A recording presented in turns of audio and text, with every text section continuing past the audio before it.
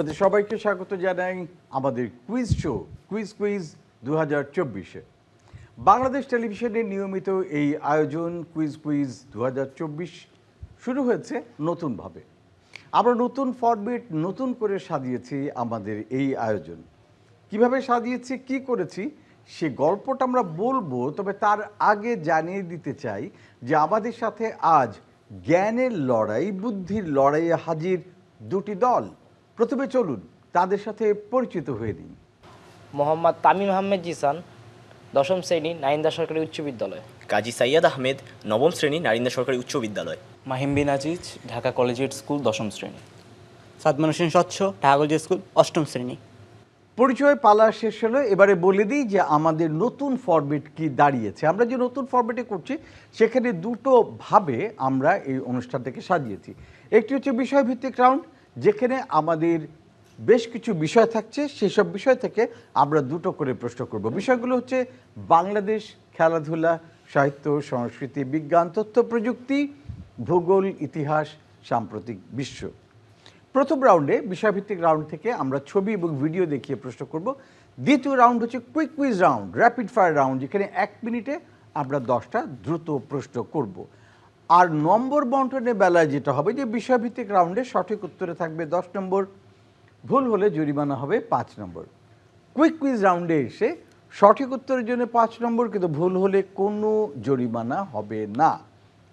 বিষয়ভিত্তিক রাউন্ডের বেলা যেটা হবে যে যারা আগে বাজার চাপবেন তারা সুযোগ পাবেন উত্তর দেওয়ার জন্য।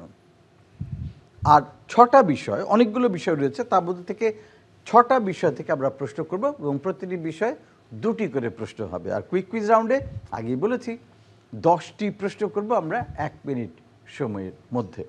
তো এই হচ্ছে আমাদের নতুন ফরম্যাট। তো শুরু করি আমাদের আজকের কুইজ শো কুইজ 2024। আমরা শুরু করছি আমাদের বাংলাদেশ বিষয় দিয়ে। বাংলাদেশ থেকে প্রথম প্রশ্ন আসছে পর্দায়। এই সূর্য সন্তানেরা নিজেদের জীবন উৎসর্গ করেছিলেন এমন এক দাবিতে যা পৃথিবীর বুকে আর কোথাও কখনো হয়নি। এই শহীদদের পরিচয় কি, কোন আন্দোলনে যুক্ত ছিলেন তারা? সবার আগে বাজার প্রেস করেছেন এপাশে নারিন্দা সরকারি উচ্চ বিদ্যালয়। ভাষা আন্দোলন। ও যাদের ছবি দেখতে পাচ্ছেন 4 জন, তাদের নাম বলতে পারবেন? ভাষা শহীদ আব্দুল জব্বারের ছবি দেখতে পাচ্ছি, রফিক, শফিউর, নাম জানা আরো অনেকেই। নারিন্দা সরকারি উচ্চ বিদ্যালয়ে উত্তর দিয়েছেন। দেখা যাক, একই সঙ্গে বাজার প্রেস করেছেন ওপাশে ঢাকা কলেজিয়েট স্কুল, তাদের কি উত্তর একটু জেনে নিই। ভাষা আন্দোলন। আপনারা বলছেন ভাষা আন্দোলন। এখানে যে 4 জনের ছবি দেখছি আমরা, এই 4 জনের পরিচয় বলতে পারবেন? আমাদের একই উত্তর প্রায়। আচ্ছা, আপনারা একই উত্তর দিতে চাচ্ছেন।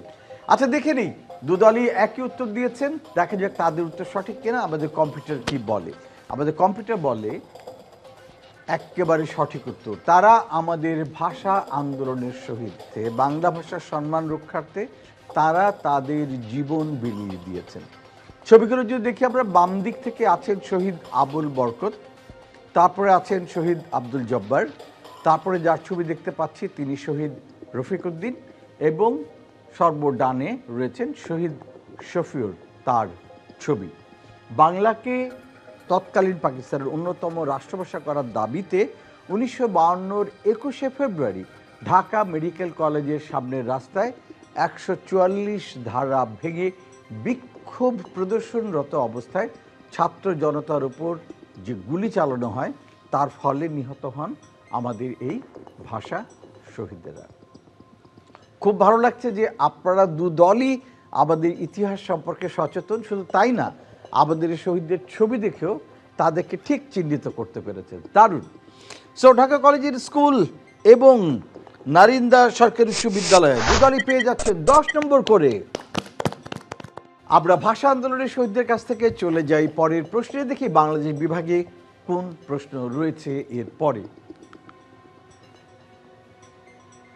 পাখি, এই পাখিটিকে চিনতে হবে। এর দেহ কালচে এবং মুখমণ্ডল, গলা, বুক ও পেট সম্পূর্ণ সাদা।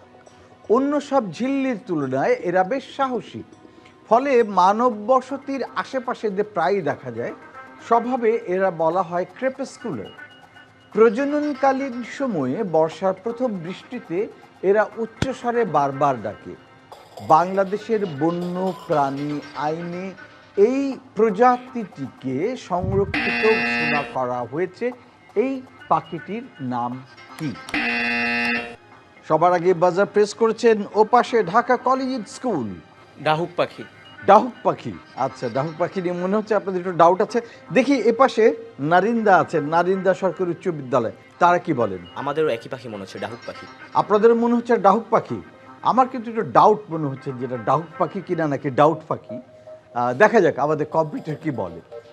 আচ্ছা, অপশন পাওয়া গেছে, আমাদেরকে কম্পিউটার অপশন দিয়েছে ডাহুক, অ্যালবাট্রাস, প্লাটিপাস, ফ্লেমিঙ্গো। কলেজিয়েট স্কুল হ্যাঁ ডাহুক। ডাহুক। ডাহুক, আপনারা ডাহুকের সাথেই থাকছেন? জি নারিন্দা, আমরাও ডাহুকের সাথেই থাকবো। আপনারাও ডাহুকের সঙ্গে থাকছেন। দুদলই বলছেন যে এটা ডাহুকের সাথে তারা থাকছে, এটা ডাহুক পাখি। দেখি আমাদের কম্পিউটার কি বলে। কম্পিউটার বলছে অ্যাবসলিউটলি রাইট, এটা ডাহুক পাখি। ভেরি ওয়েল ডান। বিভিন্ন রকম নামে এই পাখিটাকে ডাকা হয়। কেউ বলেন ডাহুক, কেউ বলেন ডাইক, কেউ বলেন পান পায়রা, বা কেউ বলেন ধলাবুক ডাহুক। রেলিডি গোত্র বা পরিবারের অন্তর্ভুক্ত আমুরনির্স গণের অন্তর্গত মাঝারি আকৃতির একটি পাখি। এই পাখিটি কেবল যে বাংলাদেশেই পাওয়া যায় তা না, এছাড়াও ভারত, দক্ষিণ ও দক্ষিণ পূর্ব এশিয়ার বিভিন্ন দেশে ডাহুক পাখি দেখতে পাওয়া যায়। দারুণ, আপনারা পাখি চিনে ফেলছেন একদম ডাহুক পাখি। এটা তো খুবই খুবই আশ্চর্য হলাম। আমি নিশ্চিত ছিলাম যে এটা সঠিক উত্তর আপনারা দিতে পারবেন না, বাট ব্রিলিয়ান্ট। আপনারা পাখি সম্পর্কে আগ্রহী, পাখি সম্পর্কে জানেন, এক্সেলেন্ট। এবং 10 নম্বর চলে গেল নারিন্দার খাতায় এবং একই সঙ্গে আবারও ঢাকা কলেজিয়েটের খাতায়। নারিন্দা সরকারি উচ্চ বিদ্যালয়ে আপনাদের সাথে একটু গল্প করতে চাই। প্রথমে মোহাম্মদ তামিম আহমেদ, আপনার কাছে জানতে চাইব যে ভবিষ্যতে আপনি কি হতে চান, কি আপনার স্বপ্ন? আমি ভবিষ্যতে ডাক্তার হতে চাই। ডাক্তার হতে চান, কেন? ডাক্তার হতে চাই, আমি বাংলাদেশের মানুষের সেবা করতে চাই। বাংলাদেশে আর কি ডাক্তার আছে, বাট তারা আর কি অনেকেই বর্তমানে দেখতে পাচ্ছি ভুল চিকিৎসা এবং মানে প্রপারলি গাইড করতে পারছে না। অনেকে আবার অর্থের লালসায় পড়ে গেছে। কিন্তু আমি চাই একটা সৎ এবং ভালো ডাক্তার হয়ে বাংলাদেশের মানুষের সেবা করতে। এছাড়া আমার মানে ফ্যামিলি দিক দিয়ে একটা ডাক্তারের ইয়ে আছে, মানে আমার ভাইয়া ইঞ্জিনিয়ার, এই জন্য আমার কি ডাক্তার হওয়ার ইচ্ছা পার্সোনালি আর কি। না, সেটা কি বাসা থেকে বলেছে না, না না, ভাই আমার ইচ্ছা। ইঞ্জিনিয়ার তোমাকে ডাক্তার হতে হবে? না না, আমার ইচ্ছা যে আমার কথা ছিল আমার ভাইয়া ডাক্তার হবে, বাট আমি এখন চাচ্ছি ডাক্তার হইতে। আচ্ছা, বাহ। কিন্তু আপনি একটা খুব গুরুত্বপূর্ণ কথা বলেছেন যে আপনি সৎ একজন ডাক্তার হতে চান, যিনি যথাযথভাবে মানুষের সেবা করবেন সততার সাথে। এটা খুবই গুরুত্বপূর্ণ। আমরা যে কোনো পেশাতেই থাকি না কেন, যে কোনো পেশাতেই যাই না কেন, সেখানে যদি সততা না থাকে তাহলে কিন্তু সে পেশায় কখনোই আমরা একটা পর্যায়ে যেতে পারবো না। ওপাশে আছেন কাজী সাইদ আহমেদ। সাইদ, আপনার কি স্বপ্ন? আমার ইচ্ছে হচ্ছে অ্যাস্ট্রোনমি ফিল্ডে কাজ করা ভবিষ্যতে। অ্যাস্ট্রোনমি?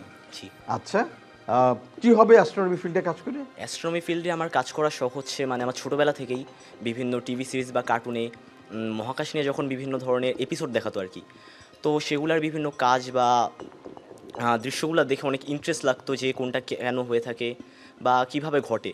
তো সেখান থেকে আসলে আমার ইন্টারেস্ট আসে অ্যাস্ট্রোনমির উপর। তো আমার ভবিষ্যতে এটা নিয়ে কাজ করার জন্য এটাই ইচ্ছা যে আমি নিজে কিছু এটা নিয়ে আবিষ্কার করব বা কিছু ডিসকভার করব কেন ঘটে থাকে, এটার জন্যই। তো স্যার, এমনিতে অবসর সময় কি করেন?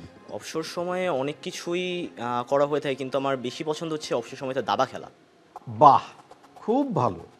মানে এছাড়া আর কিছু? তো আপনার দাবা নিয়ে বলছি। দাবা ছাড়া যদি বিকাল টাইমটাতে অবসর হয়ে থাকি তাহলে ফুটবল খেলা, অথবা অন্য যদি রাত টাইমটাতে মাঝে মধ্যে আমি ওই সময় বিভিন্ন ধরনের উপন্যাস থাকে তা পড়ে থাকি। কিন্তু খুব ভালো লাগছে যে আপনি অন্তত এই চর্চাটা অব্যাহত রেখেছেন। জি, আমাদের বিদ্যালয়ে এরকম দাবা প্রতিযোগিতা হয়ে থাকে আমাদের স্কুলের মধ্যে। বাহ, খুব ভালো। অভিনন্দন সাইদ এবং তামিম, আপনাদের দুজনের সাথে গল্প করে খুব ভালো লাগলো। ভেরি ওয়েল ডান। বাংলাদেশ বিভাগ থেকে আমাদের দুটি প্রশ্ন করা হয়ে গেল।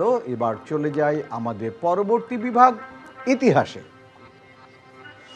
ইতিহাস বিভাগ থেকে আমাদের প্রথম প্রশ্ন আসছে পর্দায়।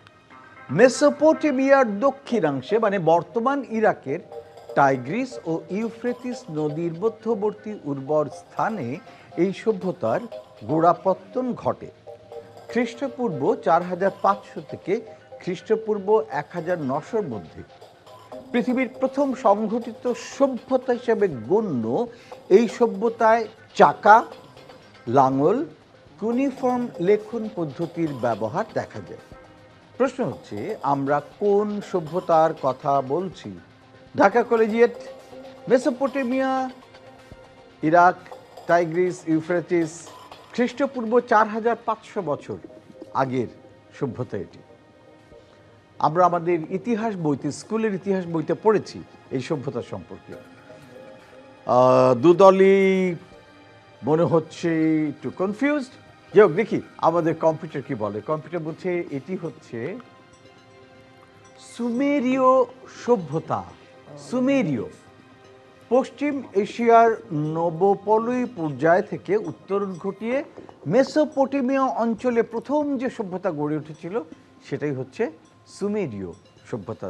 দক্ষিণ মেসোপটেমিয়ার আদি অসেমিটিক বাসীরা তাদেরকে সাধারণত সুমেরিয়ান নামে ডাকা হয়। ব্যাবিলনের সভ্যতা তার পরে উত্থান ঘটে এবং ব্যাবিলনের সভ্যতার উত্থানের সাথে সাথে সুমেরীয় সভ্যতার পতন ঘটে। তখন ব্যাবিলনীয় সভ্যতা অনেক বেশি আপরাইজ করে, আপহোল্ড করে। রাইট, আমাদের ইতিহাসের প্রথম প্রশ্ন চলে গেল। এবারে আসছে দ্বিতীয় প্রশ্ন। দেখি দ্বিতীয় প্রশ্নে আমরা সঠিক উত্তর পাই কিনা। ইতিহাস থেকে দ্বিতীয় প্রশ্ন আসছে পর্দায়। ফ্রান্সের রাজা ছিলেন তখন ষোড়শ লুই। নিম্নমানের অর্থনৈতিক অবস্থা, বল্গাহীন জাতীয় ঋণ, অসম কর আরোপ, সম্রাট লুই 16-র অত্যধিক খরচ, অষ্টাদশ শতাব্দীর বিভিন্ন যুদ্ধের খরচ, বেকারত্বের উচ্চ হার, খাদ্যদ্রব্যের উচ্চ মূল্য এবং বিপ্লবের ঠিক আগের মাসগুলোতে বিরাজমান খাদ্য সংকট, এই সব কিছু ছিল সে সময় ফ্রান্সে। এবং সেই সময়ে এটা অনিবার্য ছিল যে একটা বিপ্লব সংগঠিত হবে, এবং বিপ্লব সংগঠিত হয়েছিল। ইতিহাস বিখ্যাত বিপ্লব। প্রশ্ন হচ্ছে, আমরা কোন বিপ্লবের কথা বলছি? নারিন্দা সরকারি উচ্চ বিদ্যালয়। ফরাসি বিপ্লব। ফরাসি বিপ্লব। দেখি ফ্রেঞ্চ রেভলিউশন বা ফরাসি বিপ্লব এটা কি না, কারণ এই বিপ্লবের পরপরই কিন্তু বা এই বিপ্লবের ফলেই রাজা ষোড়শ লুই তিনি ক্ষমতা হারান এবং জনগণের ক্ষমতা প্রতিষ্ঠিত হয়। এবং যেটা দেখতে পাচ্ছি, একটা দুর্গতে আক্রমণ করা হয়েছে এবং সেই আক্রমণে আগুন জ্বলছে, এবং এটি হচ্ছে বাস্তিল দুর্গ বলা হতো, যেখানে রাজা ষোড়শ লুই থাকতেন। তো দেখি আমাদের উত্তর যেটি, এটি হচ্ছে ফরাসি বিপ্লব, এটি সেটি কিনা। অ্যাবসলিউটলি রাইট, ফরাসি বিপ্লব। ভেরি ওয়েল ডান, নারিন্দা সরকারি উচ্চ বিদ্যালয়। 1789 সালের 14 জুলাই ফ্রান্সে প্যারিসের এই কুখ্যাত বাস্তিল দুর্গের পতনের মধ্য দিয়ে ফরাসি বিপ্লব সংঘটিত হয়। এই বিপ্লব ছিল তদানীন্তন ফ্রান্সের শত শত বছরের নির্যাতিত ও বঞ্চিত সাধারণ মানুষের পুঞ্জীভূত ক্ষোভের বহিঃপ্রকাশ। সে সময় এত খারাপ অবস্থা ছিল অর্থনীতির যে সাধারণ মানুষ রুটি কিনে খেতে পারছিল না, সেই সামর্থ্য তাদের ছিল না। যখন রাজা ষোড়শ লুই শুনলেন যে সাধারণ মানুষ রুটি কিনে খেতে পারছে না, তখন নাকি তিনি বলেছিলেন যে এরা রুটি কিনে খেতে পারছে না, তাতে কি, কেক কিনে খেতে বলো। তার মানে বোঝা যাচ্ছে যে রাজা বাস্তব অবস্থা থেকে অনেক দূরে ছিলেন। তার কোনো আইডিয়াই ছিল না যে দেশে কি চলছে, সাধারণ মানুষ কি পরিমাণ কষ্ট পাচ্ছে। তিনি কেক খান বলে তিনি ভেবেছেন যে দেশের মানুষ হয়তো রুটি না খেয়ে কেক খেতে পারে। তো সত্যি সত্যি বলেছিলেন কি এটা জানা যায় না, কিন্তু এ ধরনের একটা কথা ছড়িয়েছিল যে রাজা ষোড়শ লুই বলেছেন যে রুটি না পেলে ওরা তো কেক খেতে পারে, কেক খেতে বলো। অলরাইট, ভেরি ওয়েল ডান নারিন্দা। 10 নম্বর চলে গেল আপনাদের দলের খাতায়, এবং ইতিহাস থেকে আমাদের দুটো প্রশ্ন শেষ। এবার দেখি কোন বিভাগ থেকে প্রশ্ন আসছে। এবারে প্রশ্ন আসছে বিজ্ঞান ও প্রযুক্তি বিভাগ থেকে। আমাদের বিজ্ঞান ও প্রযুক্তি বিভাগ থেকে প্রথম প্রশ্ন, এই প্রোগ্রামিং ভাষা সংকেত অর্থাৎ কোড সহজে পড়া যায়, এর কোড সি বা জাভার চাইতেও তুলনামূলকভাবে অনেক ছোট হয়, এতে রয়েছে লিস্ট, ডিকশনারি ও সেটের মতো চমৎকার একটা ডেটা কাঠামো। বিভিন্ন অপারেটিং সিস্টেম ব্যবহার করা যায় এতে, এবং কৃত্রিম বুদ্ধিমত্তার জন্য তাই এটা সবচাইতে ব্যবহৃত এবং জনপ্রিয় প্রোগ্রামিং ল্যাঙ্গুয়েজ বা প্রোগ্রামিং ভাষা। প্রশ্ন হচ্ছে যে আর্টিফিশিয়াল ইন্টেলিজেন্সের ক্ষেত্রে কোন প্রোগ্রামিং ল্যাঙ্গুয়েজ বা কোন প্রোগ্রামিং ভাষা সবচেয়ে বেশি ব্যবহৃত হয় এবং সবচেয়ে জনপ্রিয়? দুদলই একই সঙ্গে বাজার প্রেস করেছে। প্রথমে আসতে চাই ঢাকা কলেজিয়েটের কাছে। পাইথন।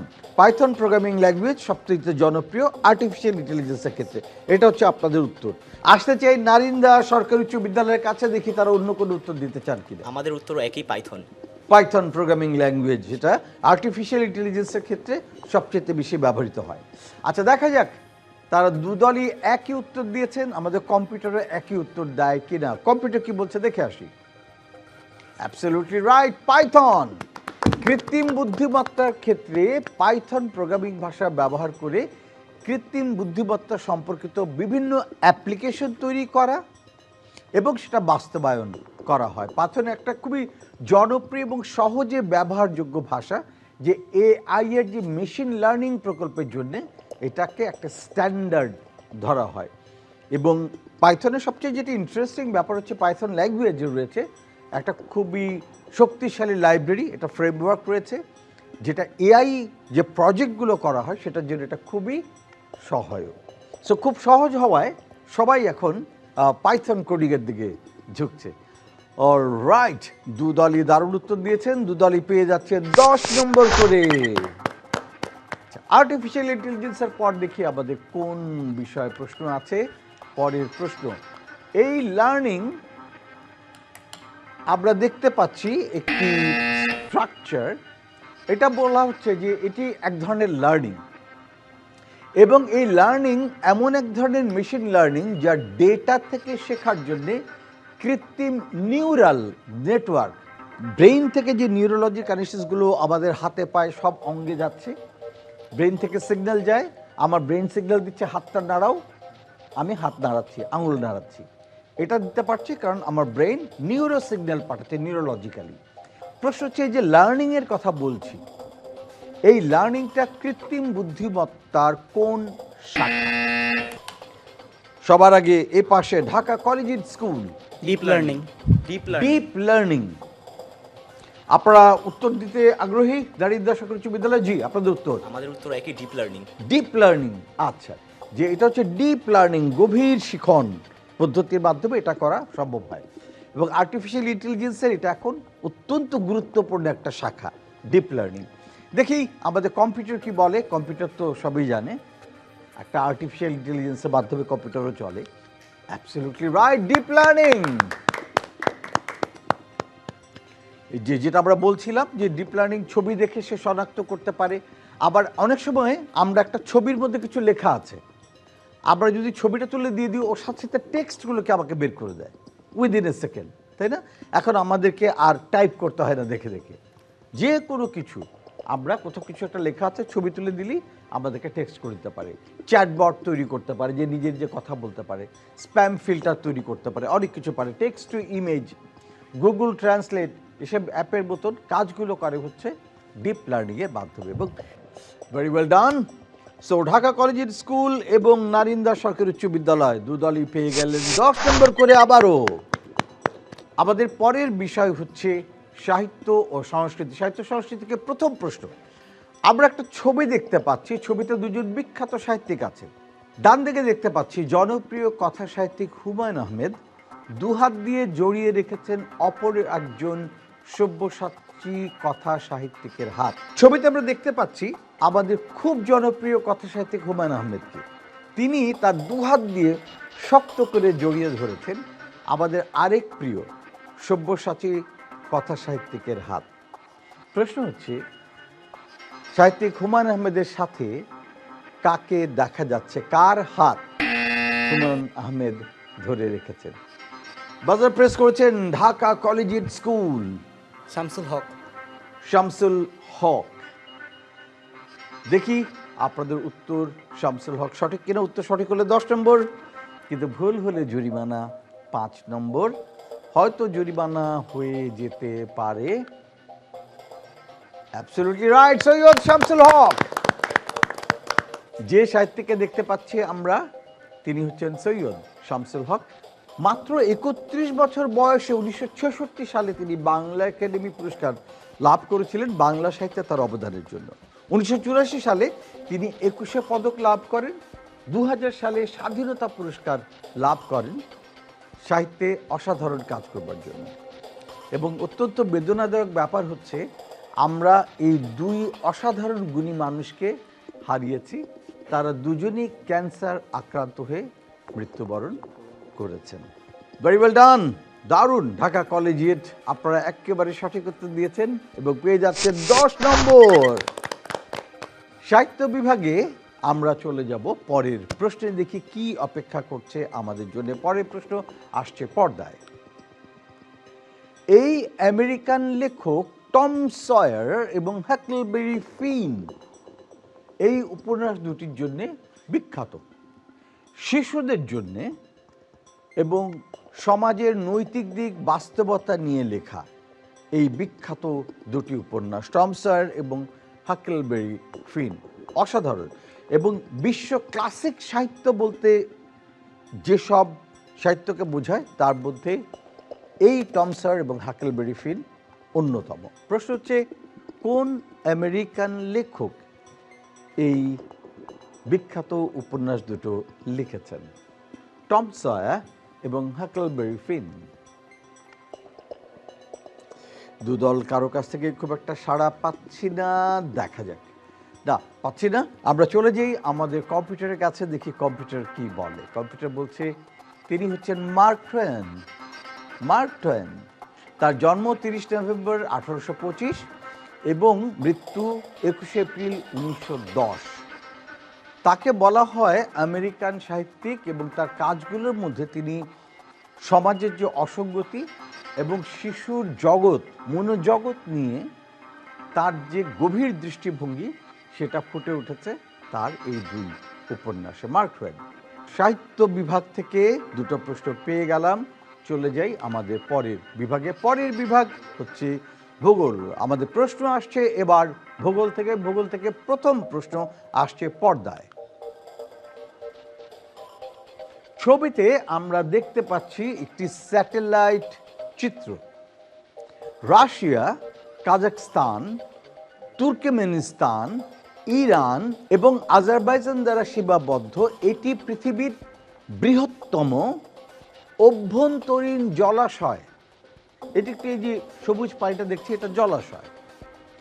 আয়তন অনুসারে পৃথিবীর বৃহত্তম আবদ্ধ জলাশয়ের পৃষ্ঠতলীয় ক্ষেত্রফল হচ্ছে 1,43,244 বর্গ মাইল। এটিকে বলা হয় পৃথিবীর বৃহত্তম হ্রদ। প্রশ্ন হচ্ছে, এই বৃহত্তম হ্রদকে আমরা কি নামে চিনি? সবার আগে বাজার প্রেস করেছেন ঢাকা কলেজিয়েট। ক্যাসপিয়ান সাগর বা ক্যাসপিয়ান হ্রদ। ক্যাসপিয়ান সাগর বা ক্যাসপিয়ান হ্রদ। কেন মনে হলো যে এটা ক্যাসপিয়ান সাগর বা ক্যাসপিয়ান হ্রদ? কারণ আমি সোভিয়েত ইউনিয়নের ইতিহাস জানি, সেখান থেকে আমি যতটুকু জানি এই হ্রদটি বর্তমানে প্রায় শুকিয়ে গিয়েছে, কারণ সোভিয়েত ইউনিয়ন এখান থেকে তাদের কৃষিকাজের জন্য পানি নিত। দেখা যাক, অনেক তথ্যই জানা ঢাকা কলেজিয়েটের। দেখি আমাদের কম্পিউটার কি বলে। কম্পিউটার বলছে অবশ্যই ক্যাসপিয়ান সাগর। Very well done Dhaka collegiate. Caspian সাগর বা ক্যাসপিয়ান হ্রদ আসলেই সাগরই বলা যায়, কারণ এটার আয়তন একটা সম্পূর্ণ সাগরের সমান। এবং এই সাগর এশিয়া ইউরোপের মাঝখানে ককেশাস পর্বতমালা পূর্বে, স্টেপ এবং মধ্য এশিয়ার পশ্চিমে অবস্থিত। আপনি ঠিক বলেছেন যে রাশিয়ার ম্যাপ যদি খেয়াল করেন সে জায়গার, তাহলে আপনারা দেখতে পাবেন এই সাগর এশিয়া ইউরোপের মাঝে অবস্থিত। ভেরি ওয়েল ডান, চমৎকার বলেছেন ঢাকা কলেজিয়েট এবং আপনারা পেয়ে যাচ্ছেন পুরোপুরি 10 নম্বর। চলে যাই ভূগোল বিভাগের পরের প্রশ্নে, দেখি কোনটি থাকছে আমাদের জন্য। পরের প্রশ্ন হচ্ছে পর্বতমালা নিয়ে। এই পর্বতমালা হচ্ছে উত্তর আমেরিকার পশ্চিমে অবস্থিত, পশ্চিম দিকে। কানাডার ব্রিটিশ কলম্বিয়া থেকে যুক্তরাষ্ট্রের নিউ মেক্সিকো পর্যন্ত 3000 মাইলের উপরে বিস্তৃত এই বিশাল পর্বতমালার এটা সর্বোচ্চ শৃঙ্গ হচ্ছে কলোরাডোয় অবস্থিত মাউন্ট অ্যালবার্ট, যেটা সমুদ্রপৃষ্ঠ থেকে 14,440 ফিট উঁচুতে এই শৃঙ্গটি রয়েছে। প্রশ্ন হচ্ছে, এই যে পর্বতমালা যেটা 3,000 মাইল বিস্তৃত, এটির নাম কি? দুদলই চিন্তা করছে এটা সঠিক উত্তর কোনটা হতে পারে, কেউ বাজার প্রেস করছেন না। আচ্ছা ঠিক আছে, আমরা তাহলে চলে যাই আমাদের কম্পিউটারের কাছে, দেখি কম্পিউটার কি বলে। কম্পিউটার, রকি পর্বতমালা, রকি মাউন্টেন হাই, একটা চমৎকার গান আছে। রকি পর্বতমালা, প্রায় রকিজ নামে এটাকে অনেকে ডাকে, কানাডা থেকে নিউ মেক্সিকো পর্যন্ত প্রসারিত, এবং মাউন্ট রবসন কানাডায় অবস্থিত, যার সর্বোচ্চ উচ্চতা হচ্ছে 12,972 ফুট। এবং এই যে রকি পর্বতমালা, এটার অনন্য বৈশিষ্ট্য হচ্ছে যে এটা প্রাকৃতিক দৃশ্যের দিক থেকে অসাধারণ, এবং এখানে প্রচুর বৈচিত্র্যময় বন্য প্রাণীর বসবাস, অভয়ারণ্য এই রকি পর্বতমালায়। অলরাইট, এর সাথে সাথে শেষ হলো ভূগোল থেকে আমাদের দুটি প্রশ্ন। এবারে আমরা চলে যাব আমাদের শেষ বিভাগ খেলাধুলা। খেলাধুলা থেকে আমরা দুটো প্রশ্ন করব, দেখি কোন দুটো প্রশ্ন আছে আমাদের জন্য। প্রথম প্রশ্ন আসছে পর্দায় খেলাধুলা বিভাগ থেকে। 2024-এর 30 অক্টোবর ফাইনালে 2-1 গোলে আবারও নেপালকে হারিয়ে দ্বিতীয়বারের মতন সাফ নারী ফুটবল চ্যাম্পিয়নশিপ 2024-এর শিরোপা জিতেছে বাংলাদেশের বাঘিনীরা, এবং ফাইনালে দুটো গোল করেছে আমাদের বাংলাদেশের দুজন নারী ফুটবলার। প্রশ্ন হচ্ছে, কোন দুজন নারী ফুটবলারের গোলের বদৌলতে বাংলাদেশ আবারও চ্যাম্পিয়ন হলো? দুদলই একই সঙ্গে বাজার প্রেস করেছেন। সবার আগে আসতে চাই নারিন্দা সরকারি উচ্চ বিদ্যালয়ের কাছে, আপনাদের উত্তর। দুজনের মধ্যে আমার একজনের নাম জানা আছে, উনি হলো ঋতুপর্ণা চাকমা, যিনি একটা দুর্দান্ত গোলের মাধ্যমে বাংলাদেশকে জিতিয়েছিল। একজনের নাম আমি বলতে পারবো, দুজনের বলতে পারবো। একজনের নাম আপনি মনে পড়ছে? আচ্ছা ঠিক আছে, আমরা দেখি ঢাকা কলেজিয়েট স্কুল বলতে পারেন কিনা। আমাদেরও একই, ঋতুপর্ণা চাকমা এবং আখি বলতে চাচ্ছেন। এবং আখি বলতে চাচ্ছিলেন। আচ্ছা ঠিক আছে, ঋতুপর্ণ চাকমাকে সবাই মনে রেখেছেন, দেখি আরেকজনকে আমাদের কম্পিউটার মনে রেখেছে কিনা। দেখি কম্পিউটার কি বলে। মনিকা চাকমা এবং ঋতুপর্ণা চাকমা শিরোপা নির্ধারণী লড়াইয়ে বাংলাদেশ 52তম মিনিটে বাংলাদেশ এগিয়ে যায় মনিকা চাকমার দেওয়া গোলে। তারপরে বাংলাদেশ একটি গোল হজম করে নেপালের থেকে। তারপরে খেলা প্রায় শেষ পর্যায়ে 81 মিনিটের মাথায় দূরপাল্লার, যেটা আপনি বলছিলেন, একটি অসাধারণ শট করে ঋতুপর্ণ চাকমা বাংলাদেশের জয় নিশ্চিত করেন। ঋতুপর্ণ চাকমা এবং মনিকা চাকমা, আপনারা দুজনই অন্তত একজন খেলোয়াড়ের নাম বলেছেন, দুদলই পেয়ে যাচ্ছে 10 নম্বর করে। চলে যাই খেলাধুলা বিভাগের শেষ প্রশ্নে, দেখি এবার কে উত্তর দিতে পারে। আসছে আমাদের পর্দায়। প্রশ্ন হচ্ছে, তিনি একজন গলফার, গলফ খেলেন, বিখ্যাত। 1986 সালে অফিসিয়াল গলফ র্যাঙ্কিং শুরু হওয়ার পর সবচেয়ে বেশি সময় 683 সপ্তাহ ধরে তিনি ছিলেন শীর্ষে। 1998 থেকে 2005 পর্যন্ত 142টি পিজিএ ট্যুরে কাট পার করেছেন। কাট পার করা মানে হচ্ছে চূড়ান্ত দিনে খেলা। আগে তো বাদ পড়ে যে তিনি চূড়ান্ত দিন পর্যন্ত খেলেছেন, এবং এটা একটা বিশ্ব রেকর্ড। গলফের কথা বললেই এই খেলোয়াড়ের নাম আসে, গলফ এবং তার নাম যেন একসঙ্গে জড়িত। বাজার প্রেস করেছেন এ পাশে ঢাকা কলেজিয়েট স্কুল, আপনাদের উত্তর। Tiger Woods. Tiger Woods. Narinda সরকারি উচ্চ বিদ্যালয় তারা বাজার প্রেস করছেন। আপনারা কি অন্য কোনো নাম বলতে চান? আমাদের উত্তরটি একই, তার নাম হচ্ছে টাইগার উডস। টাইগার উডস আপনারা বলছেন। আচ্ছা দেখা যাক যে এই ভদ্রলোক টাইগার উডস কিনা। আমাদের কম্পিউটার কি বলে? আমাদের কম্পিউটার বলছে absolutely right, tiger Woods. American golfer তিনি। 1996 সালে স্পোর্টস ইলাস্ট্রেটেড, যেটা খেলাধুলা সংক্রান্ত সবচেয়ে নামী বিখ্যাত পত্রিকা, সেই স্পোর্টস ইলাস্ট্রেটেড তাদের বর্ষসেরা খেলোয়াড় হিসেবে ঘোষণা করে টাইগার উডসকে, এবং তার পিজিএ শিরোপা সংখ্যা হচ্ছে 80টি। এটি সর্বকালের দ্বিতীয় সেরা। টাইগার উডস, এবং যখনই কেউ গল্ফের কথা বলে সাথে সাথে মাথার মধ্যে চলে আসে টাইগার উডসের কথা। ঢাকা কলেজিয়েট স্কুল, আপনাদের সাথে একটু গল্প করতে চাই, জেনে নিতে চাই আপনাদের ইচ্ছের কথা, ভবিষ্যতের কথা। প্রথমে মাহিম বিন আজিজ, আপনি কি হতে চান বড় হয়ে? আমি অ্যারোনটিক্যাল ইঞ্জিনিয়ার হতে চাই। অ্যারোনটিক্যাল ইঞ্জিনিয়ার, আচ্ছা অ্যারোনটিক্সের দিকে আপনার শখ গেল কেন? বিষয়টা আমার খুবই পছন্দনীয় এবং আমার খুবই শখের একটা বিষয়। তাই কি দেখে বা কি কারণে এই শখটা হলো? বিমান, আচ্ছা তারপরে মহাকাশযান, আচ্ছা। এসব নিয়ে আমার আর কি একটু শখ বেশি। বাহ, তো এই অ্যারোনটিক্যাল ইঞ্জিনিয়ারিং পড়ে কি হবে? অ্যারোনটিক্যাল ইঞ্জিনিয়ারের কয়েকটা সেক্টর আছে, আমি এটার মধ্যে বিমানের যে সেক্টরটা আছে এভিয়েশন, এই সেক্টরটায় যাইতে চাই। এভিয়েশন সেক্টরে কাজ করতে চান, বাহ চমৎকার। আমাদের ওপাশে রয়েছেন অষ্টম শ্রেণীর ছাত্র সাদমান হোসেন স্বচ্ছ। তো স্বচ্ছ, আপনার কাছে জানতে চাই যে আপনার কি স্বপ্ন? আমি বড় হয়ে একজন আর্মি অফিসার হতে চাই। Army officer? আপনার পরিবারের লোকজন বা সবাই, আপনার বাবা আর্মিতে কাজ করছেন এরকম কিছু? এরকম কিছু না, কিন্তু আমি বর্তমানে একজন বিএনসিসি ক্যাডেট, এই কারণে আমার সেখান থেকে আগ্রহ এসেছে ডিসিপ্লিন অথবা প্যারেড ইত্যাদির ক্ষেত্রে।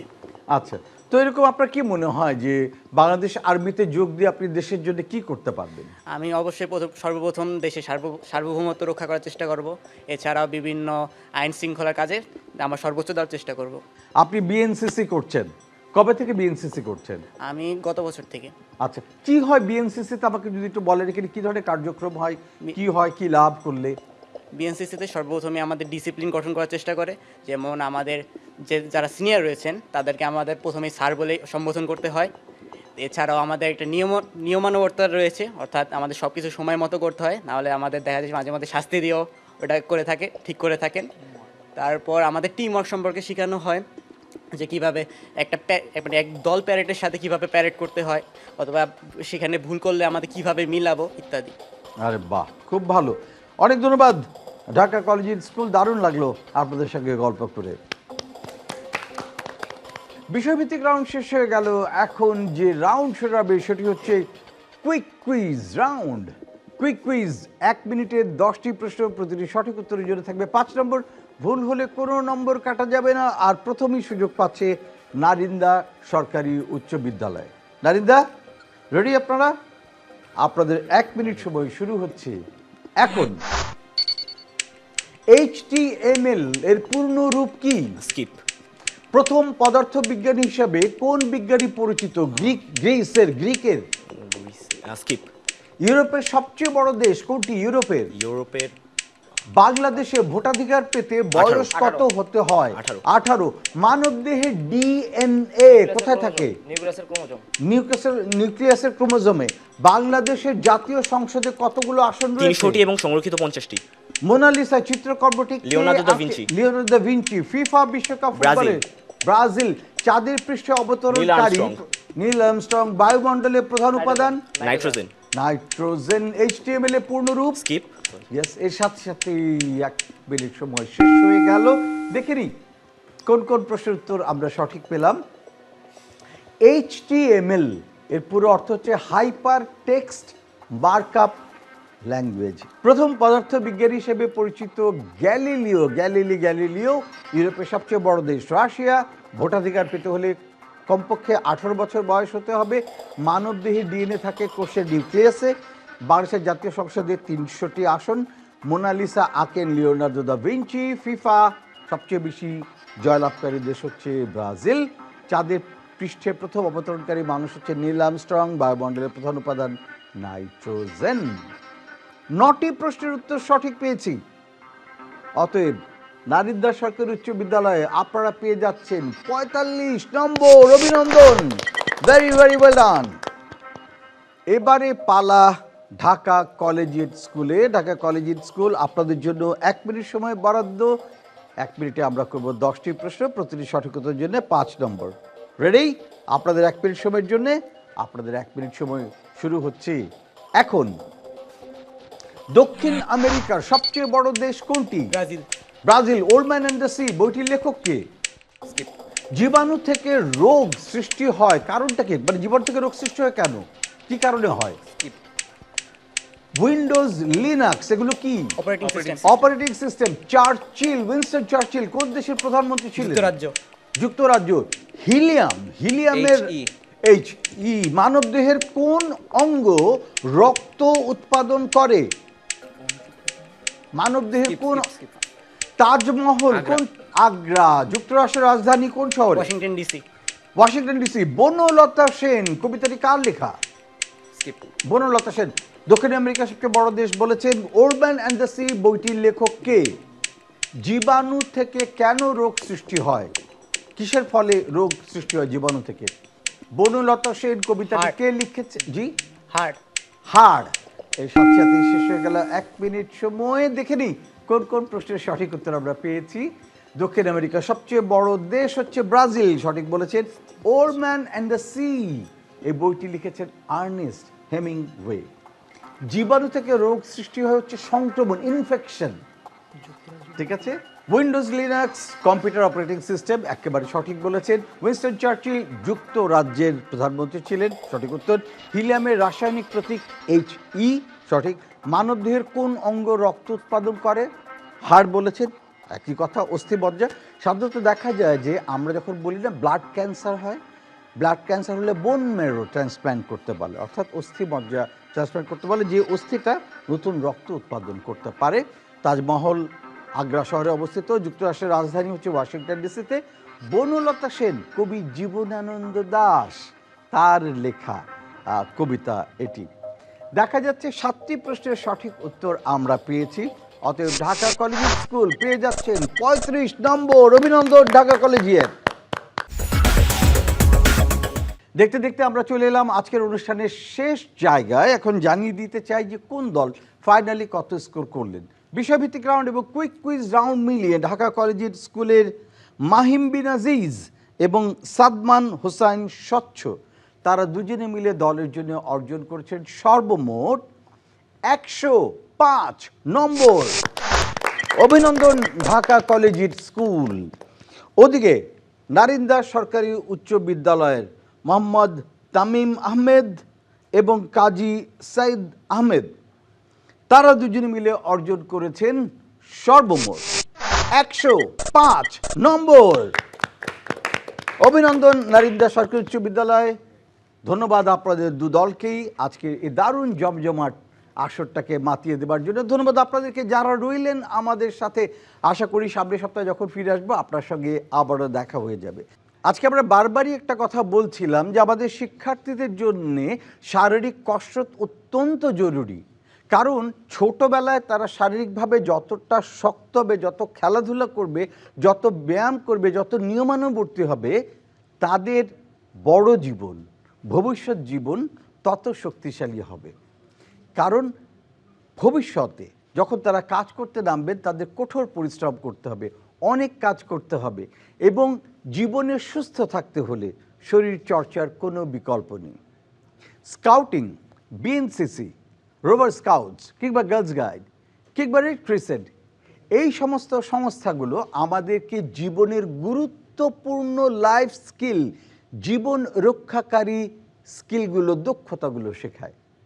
আমাদের বাচ্চাদেরকে দক্ষ করে তুলুন, কারণ আগামীর দিনে তাদের সবাইকে একা একা চলতে হবে, এবং একা চলতে হলে এই দক্ষতাগুলো অবশ্যই অর্জন করতে হবে, এবং যারা এই দক্ষতা অর্জন করবে তারা বাকি সবার চাইতে অনেক দূর এগিয়ে থাকবে। সো দক্ষ হন এবং সেই সাথে জ্ঞানের চর্চা করুন। তথ্যের সঙ্গে থাকুন, প্রযুক্তির সঙ্গে থাকুন, জ্ঞানের সঙ্গে থাকুন। Happy cuisine.